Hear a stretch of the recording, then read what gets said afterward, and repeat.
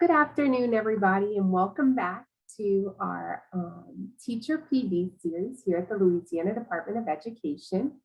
Today, we are going to have session 8, and it feels like these sessions are kind of flying by, but it's been such a pleasure kind of leading these sessions and really getting your insights into these topics and seeing what you guys are doing in your classrooms.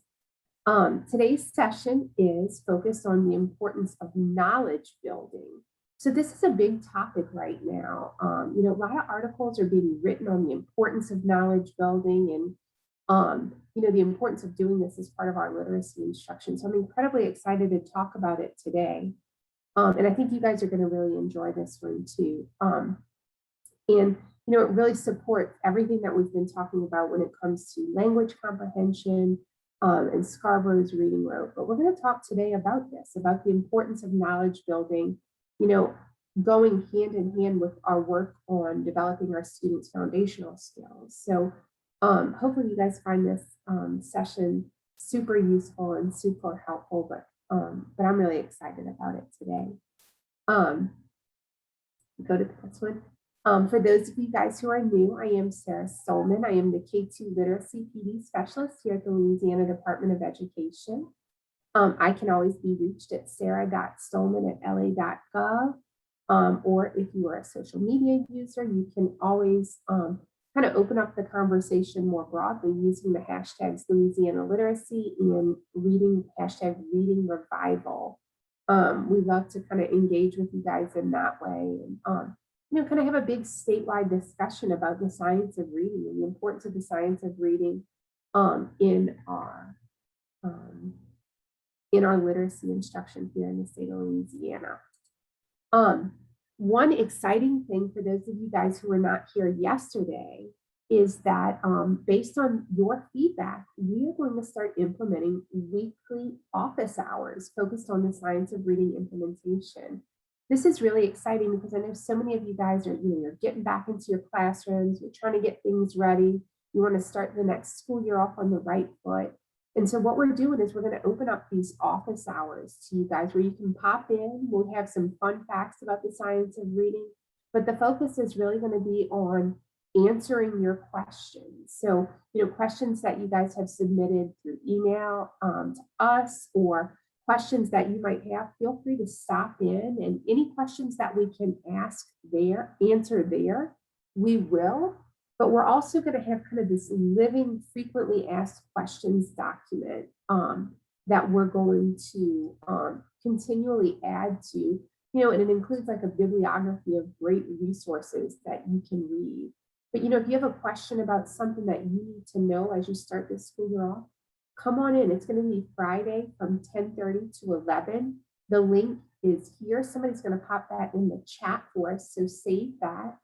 And the password will be literacy. So it will be all of the literacy PD team in there. We'll have Katasha Edwards, who is our leader PD. So if you're a school leader, come on in and we'll answer your questions too. But really, it's just an opportunity for us to be there for you and to support you guys and answer any questions that you have. So we're really excited about that. Just a reminder to make sure that you stop your video and mute. Most of you guys are doing that. If you have any communication or accessibility needs, let us know by emailing ldoecommunications@la.gov. Or if you have anybody that you know that might not be able to easily participate without that kind of support, let them know that we can accommodate them and support their accessibility needs. Pass that along to them. So in our last session, we talked about one of my favorite topics, reading fluency. And we spent time explaining the different components of reading fluency. And remember, we said that fluency is not just rate. A lot of times, people will say, oh, it's just rate, how fast they're reading. But reading fluency is really a measure of their rate, their accuracy, how accurate their reading is, and their prosody. What does it sound like, their reading expression? And then we also talked about how you can use fluency norms and prosody rubrics to gauge a student's ability to read with fluency. We talked about how these can really help you determine, is your student on track? Are they making significant progress compared to their peers nationally? And we talked about setting goals, things like that. And so that was a really wonderful, exciting conversation. Um, and that hopefully will help give you some tools that where you can really make a big impact on your students' reading, that you can measure and see. Today's objective is that by the end of this session, you guys are going to be able to explain the importance of building a solid knowledge base among students, particularly K-2 students, but really all students, and explain how knowledge impacts comprehension. So we're going to jump right into this because we have a lot to talk about today. But, I always kind of want to start off with this idea of what is background knowledge and why is it important? Put simply, background knowledge refers to what a student knows about a topic. We all have very different experiences, we have varied experiences. So, we all have a different backpack full of background knowledge. Some students have knowledge in some areas, others have knowledge in other areas, but background knowledge really refers to what a student knows about a topic. And in addition, they have to be able to activate that knowledge to support their comprehension, right? Like, you might have a student who has a dog and maybe knows a lot about dogs, but we also want them to be able to kind of connect what they know about dogs when they're maybe reading a passage about dogs so that they can kind of process that more deeply. We're going to talk about making those connections and building those knowledge networks through this session, but it's not enough to just have the knowledge, they also have to be able to activate their knowledge. Now, according to a famous educational researcher, Robert Marzano, what students already know about content is one of the strongest indicators of how well they will learn new information relative to the content. So you remember back when we were talking about our language, we were talking about language comprehension in our language comprehension session. We talked about how if you guys are all educators, if I gave you an article about education or educational best practices, that would probably be a pretty easy read for you. You're pretty knowledgeable about the content, the vocabulary is not foreign to you. You use these words on a daily basis and you have some background there. Even if it's a new idea, you still have a lot of background that is really bolstering your comprehension of that. But then on the flip side, if I gave you a medical journal article or an article from a medical journal, it might be a little bit harder for you to process that, right? Because we don't daily think about these things. We're not daily thinking about, medical procedures or methods that medical researchers might use, statistical methods, things of that nature. But for people who do that on a regular basis, it's much easier for them to read and process it. We'd have to do a lot of investigating and digging when we encountered words or ideas that we didn't understand, that we don't have to do when we're reading education research. And the same goes for our students. When students have some background, it makes it much easier for them to comprehend what they read. Now, as you might expect, the level of background knowledge that students have varies considerably, especially when we're talking about background knowledge related to the texts that we typically read in school. We all have background knowledge. Most of us are not kind of completely devoid of background knowledge. But when we think about the text that we're exposed to in school or the content that we're exposed to in school, the levels of background knowledge that students come with are not equal, right? So some students are much more easily able to kind of grapple with content. It's not incredibly new to them, whereas for others, it may be their first exposure to that. So, it leads to this kind of knowledge gap. And you may have heard of this book by Natalie Wexler. The books don't always show up with my background, but this book is wonderful and I would highly encourage anybody to read it. But in this book, they talk about how, this knowledge gap explains a significant amount of differences in literacy that we see, among students, particularly along socioeconomic lines. So It's a really important thing for us to keep kind of at the forefront of our mind in terms of our literacy instruction. Now, studies have consistently shown, like I said, that students with a greater amount of background knowledge tend to be stronger at reading comprehension than those with more limited background knowledge. And as I mentioned, you have to be able to activate and readily access that background knowledge. You have to be able to make those connections. If you are, if you've been to Hawaii, right, and you did all the touristy things in Hawaii, you're going to have to, you can read an article about Hawaii, but you have to recall all of those experiences that you had if that's going to support your ability to comprehend that text. Now, a child with lower reading skills, so when we think about like kind of those reading foundations, that decoding work and stuff like that, that child can partially compensate by having a higher degree of background knowledge, right?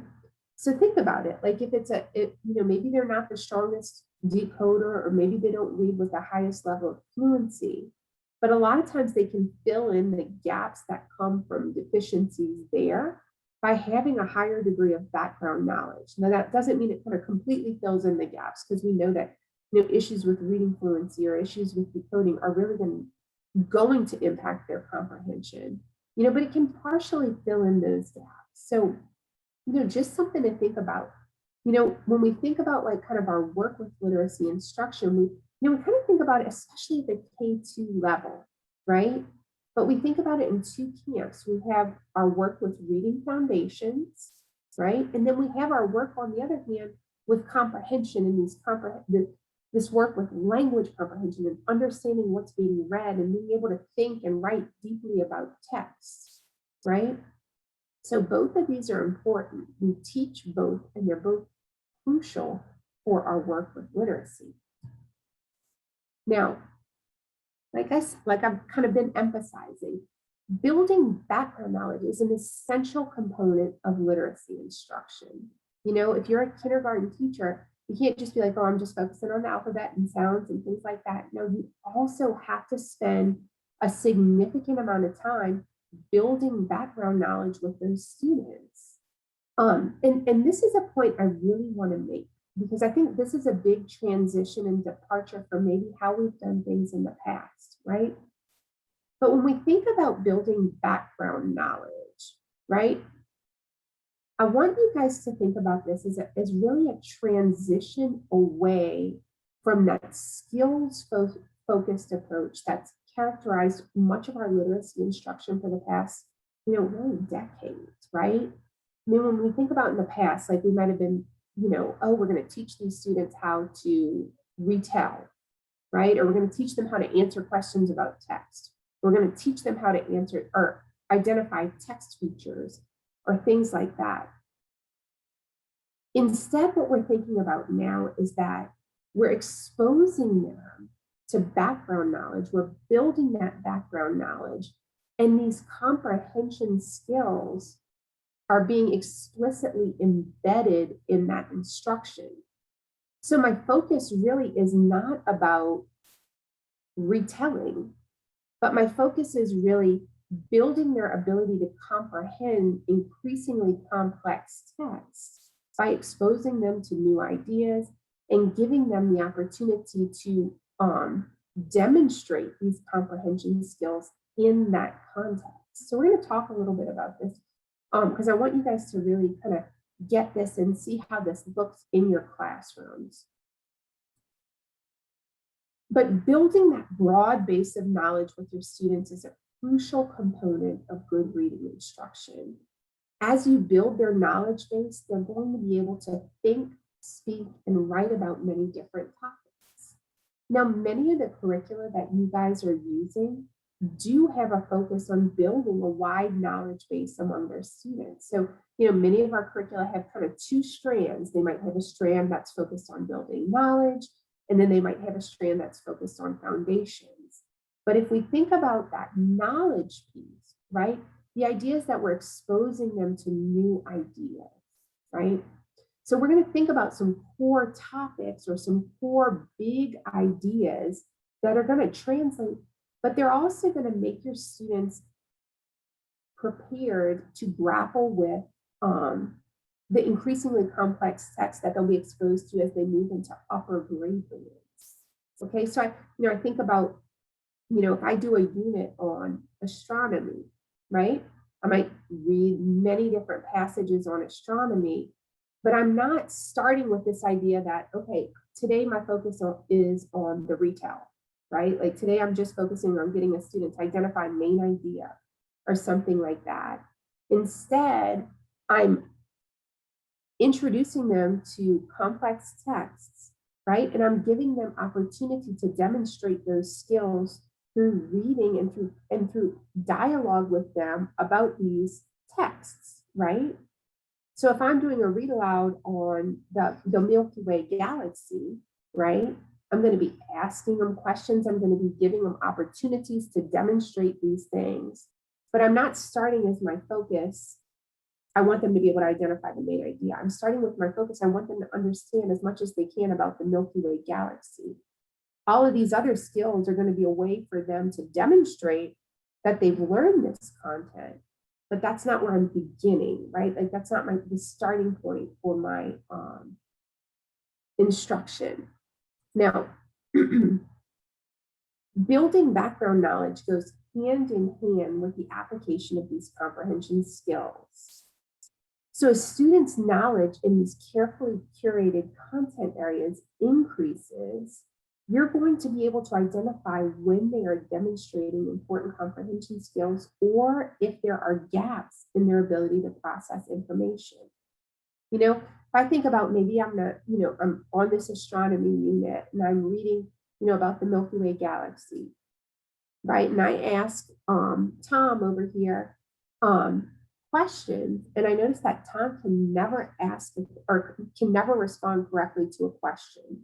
I might ask him an inferential question, one where he has to kind of think beyond the words that I'm saying, read between the lines, and he can never do that. I'm noting that down.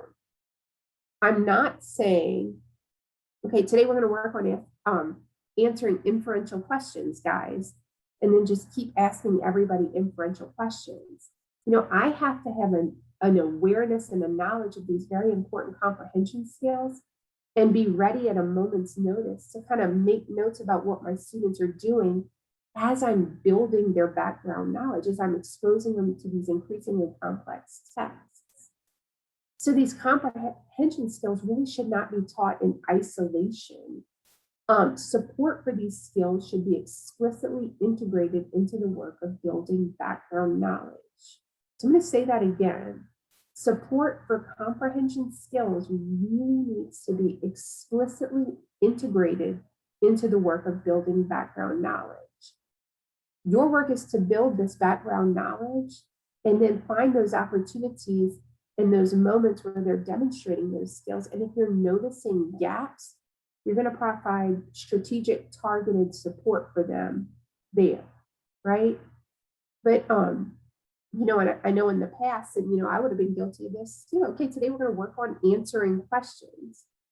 Well, if you're talking about a topic that a kid is really interested in, almost all kids can answer questions.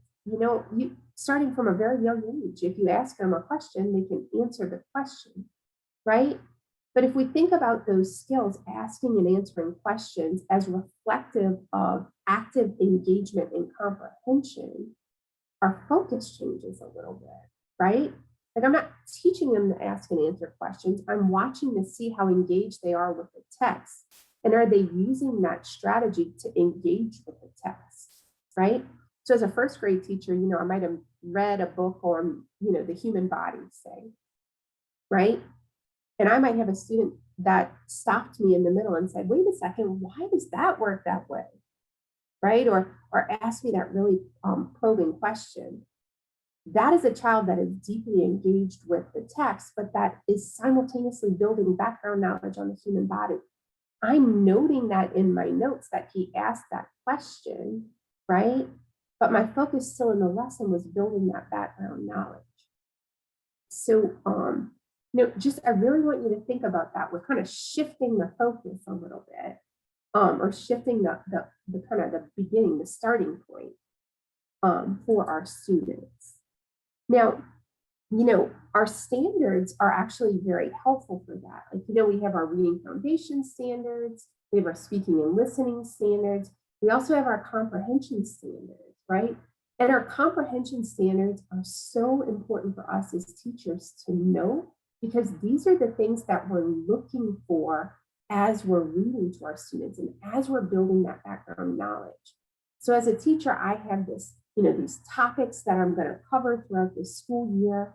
And I am so aware of these standards, and I'm constantly making notes on how my students are doing as they relate to these particular standards. Now, in the past, the focus might have been, okay, today we're going to work on describing characters, right? And that's all we're going to do. I'm going to find a book that has really strong characters, and I'm going to read this book, right? But the focus is a little bit different. I might be leading a unit on fairy tales, building their knowledge of fairy tales, exposing them to Grimm's fairy tales, or all of these different types of fairy tales. And then I'm probing with questions. I might ask them to explain to me these characters or describe these characters there. And I'm using these opportunities that are embedded in this work of building background knowledge for our literary standards. When we get to our informational standards, it applies in the exact same way. But as a teacher, you have to have these so internalized that you're capitalizing on those moments in your class. So as you're building that background knowledge for your students, you're capitalizing on those moments and you're making notes of the work that they're doing, right? As they're engaging with that text. And I promise you, as you kind of take this approach and as you move in that direction, you'll start to see the power of that. You'll start to see, okay, I'm presenting them with a text that like 5 years ago, I would have never thought a first grade student would have understood. But when I've built their capacity, because I've stuck with this astronomy unit, or I've stuck with this human body unit for 2 weeks, 3 weeks, 4 weeks, they have so much background knowledge as we get to the end of this unit that they're going to be doing these really complex, they're going to be demonstrating these really complex comprehension skills there. So, it's just kind of like reorienting your approach as a teacher. The focus is on building this background knowledge, and these skills are integrated into that work. So, we can talk more about this throughout, but it's a kind of a new way to look at it, but a powerful and important way to look at these things as well.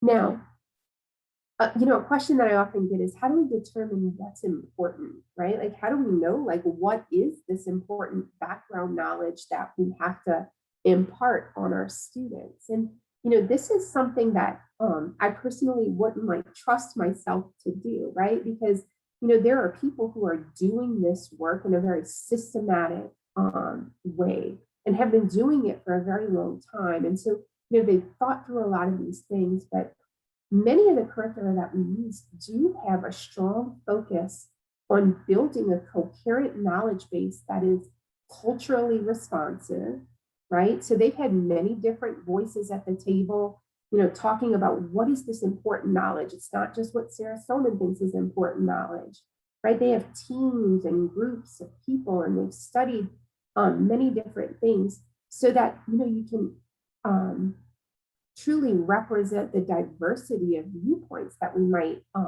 have in our classroom. So it's a coherent knowledge base that is culturally responsive and grounded in an understanding of what knowledge is most essential for students to be erudite, engaged, and productive members of society. So when we think about developing this coherent knowledge base, like I said, I don't know that this is something that I would just kind of tackle on my own, right? This is something that, there are great resources out there, because, what is important, we can argue, all around like what's important to cover, right? But like, these researchers have really looked at, a variety of different perspectives and viewpoints, and they've gotten, different voices at the table, but they've also kind of looked at like, what is this essential knowledge for people to be successful in, in school, in careers.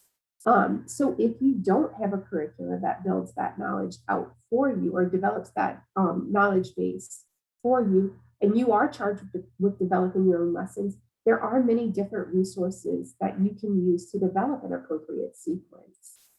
Um, for grades K through 8, we there is what we call the core knowledge sequence. So this is different from core knowledge, the curriculum, right? Like core knowledge, the curriculum is kind of built upon the work of Dr. Hirsch, right? But Dr. Hirsch developed this core knowledge sequence independent of this curriculum in the 1980s. This work started, right? And this provides content-specific, cumulative, and coherent curriculum guidelines for all these major content areas: language arts, history, geography, visual arts, music, mathematics, and science. And there's a great resource here that's freely available for you guys and non-commercial use. So, it's broken down by grade level. You can look at that and see. But if you have to develop your own lessons, this would be a good starting point for you to kind of form the basis for like your unit planning and things like that. So definitely keep that in mind for yourself. So just some final thoughts on building background knowledge. Providing students with background knowledge is really an important component of literacy instruction. I can't emphasize that enough. We have to really build their backpack so that they can, talk educatedly about a variety of different topics. I think that's one of the saddest things is when, you talk to somebody and they don't really know things about a topic that really, makes you an informed citizen, an informed speaker, an informed thinker. The goal of building background knowledge is doing that for our students, but also setting them up so that they can kind of comprehend these things that they read, because students with background knowledge are able to comprehend texts better than students with limited background knowledge. So this work is very, very important. And then just kind of going back to this idea really that comprehension skills should not be taught in isolation. And that might be a new idea to some of you guys. Maybe some of you guys have already kind of moved to this. But they really do instead need to be explicitly integrated into a program of knowledge building, right? And I hope I'm not kind of like blowing people's minds here with this, because when it was kind of a mind shift for me several years ago. However, when when I really started to dig into this and I saw the immediate impact that it had on my students, there was no turning back. We'd have a unit on what we like early American civilization, say. And we'd be learning about the Maya and the Inca and the Aztec. And then we got on the playground and the kids were pretending to farm on Chinampas. And I kept thinking like, wow, like the impact this is having on them. I think about just, what deep thinkers they're going to be and how much knowledge they have. And these little students, their minds are like sponges. I mean, they pick this stuff up so fast and they love knowledge. I mean, they want to learn and know this stuff.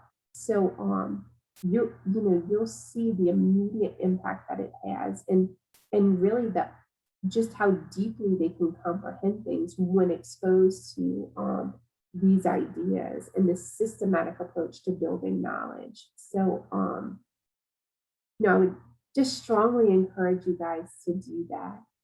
And to really think this through. Now, for our engaged question today, and again, remember to email that to me so you can be included in our shout out for next week. I want you guys to share some of the ways that you work to build background knowledge among your students. So, if you have a curriculum that you use that does a really good job about that, talk about the different things that you've seen or that you've done. If you're kind of at a brand new starting point, why don't you share what you're planning to do, or what do you think, how do you think you're going to start this work? But this is, something to really think about. And even at this K-2 level, this work is just so essential. So please keep this in mind as you're planning for this year. This is it's fun, it's exciting, and you'll just see your students will eat it up and soak it up, and they'll, be playing on the playground in ways that you never imagined, just like mine always were. So after this, if you guys wouldn't mind, somebody's going to place a link to our session feedback in the chat. Definitely fill in that feedback form for me if you need CLUs. This is the place for you to indicate that. So definitely click that in the CLU, click that question, and I will make sure to get you that CLU certificate. And if you have any questions for me or for our team, feel free to email us at Louisiana Literacy or at sarah.solman@la.gov. It's been a pleasure talking to you guys, and I look forward to seeing you next Tuesday, where we'll have our session focused on vocabulary. Thanks, guys.